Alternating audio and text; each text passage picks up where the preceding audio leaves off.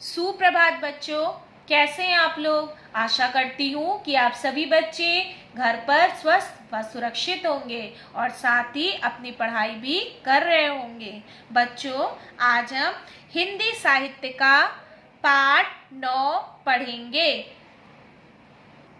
तो बच्चों, आज हम पढ़ेंगे पाठ 9 ऋषि। ऋषि ये क्या है? ऋषि है ना। और ये क्या है? ऋषि की मात्रा। जानते हो ना आप लोग, मैंने आपको पढ़ाया था छोटा ऊ बड़ा ऊ, फिर उसके बाद क्या आता है? छोटा ऊ बड़ा ऊ, फिर ऋषि आता है ना। तो आज हम पढ़ेंगे ऋषि। और ये क्या है? ऋषि की मात्रा। आज हम ऋषि की मात्रा वाले शब्दों को पढ़ेंगे और समझेंगे। ये क्या है बच्चों? आप लोग इसे जानते हो ना, पेड़ है। मैंने पहले भी बताया था कि पेड़ को क्या कहते हैं? वृक्ष भी कहते हैं। अब देखो यहाँ पे क्या लिखा है? वा के नीचे ऋषि की मात्रा लगी है और फिर छ, तो क्या हो गया? वृक्ष। फिर दूसरा क्या है? ऋषि, जिसको हम लोग ऋषि बोलते हैं ना, पहचानते हो आप लोग। यहाँ पे क्या लिखा है? री और श, और पेट कटा श है षटकोण वाला, और फिर उसमें क्या है? छोटी ई की मात्रा लगी है, तो ये क्या हुआ? ऋषि। फिर तीसरा चित्र है हमारा मृग, जिसे कि हम हिरण के नाम से जानते हैं। तो माँ में हमने बताया ऋषि की मात्रा लगी है और ग मृग। फिर है बच्चों आखिरी चित्र हमारा ऋषि है, उसमें ऋषि की मात्रा लगी है और ऋषभ। फिर हम यहाँ पे कुछ और शब्दों को देखेंगे ऋषि की मात्रा वाले। री और ता में बड़ा ऊ, ऋतु। फिर री चा में आ की मात्रा, ऋचा। फिर ता में ऋषि की मात्रा लगी है, न तृण। अब बच्चों क्या फर्क है? देखो यहाँ पे ऋषि शब्द है और यहाँ पे क्या है? उसकी मात्रा लगी है। तो ये ऋषि की मात्रा वाले शब्द हैं और ये शब्दों के नीचे लगी हुई है ऋषि की मात्रा। समझ में आया बच्चों? किसी शब्द में ऋषि शब्द होता है और किसी शब्दों में ऋषि की नीचे मात्रा लगाई जाती है। फिर हम देखेंगे गा के नीचे ऋषि की मात्रा लगी है और हा, तो क्या शब्द बना? गृह। फिर ना के नीचे फिर ऋषि की मात्रा है और तो हुआ नृप। तो बच्चों फिर हम देखेंगे इधर घा के नीचे ऋषि की मात्रा और धृत। फिर का के नीचे ऋषि की मात्रा और पमेया कृपा।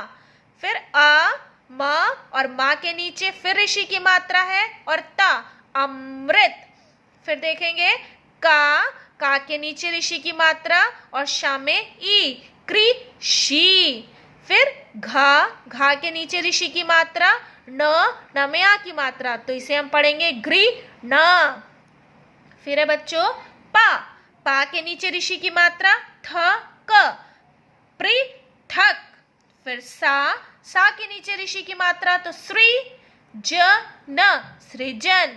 फिर माँ के नीचे ऋषि की मात्रा मृ और दा में छोटा ऊ ल, इसे हम पढ़ेंगे मृदुल, मृदुल। ता के नीचे ऋषि की मात्रा फिर ता में बड़ी ई तृतीय। फिर है आखिरी हमारा बड़ा आ फिर का के नीचे ऋषि की मात्रा और ता में छोटी ई, इसे हम पढ़ेंगे आकृति, आकृति। अब बच्चों हम नीचे देखेंगे क्या लिखा है? बारिश की ऋतु आई। अब देखो यहाँ पे फिर हमको क्या शब्द? इस शब्द में बच्चों यहाँ पे आप देखिए, यहाँ पे क्या है? ऋषि है, ऋषि का शब्द है ऋषि। यहाँ पे मात्रा नहीं लगी है, ये शब्द है तमे उ, ऋतु। ये शब्द बना ऋतु, ऋषि लगा हुआ है। फिर आई, बारिश की ऋतु आई। वृक्ष हरियाली छा गई। देखो वहां पे क्या लगा है? ऋषि की यहाँ पे मात्रा है, यहाँ पे मात्रा है और यहाँ पे ऋषि है। तो वृक्ष हरियाली छा गई। कृषक हल उठाकर चल दिया।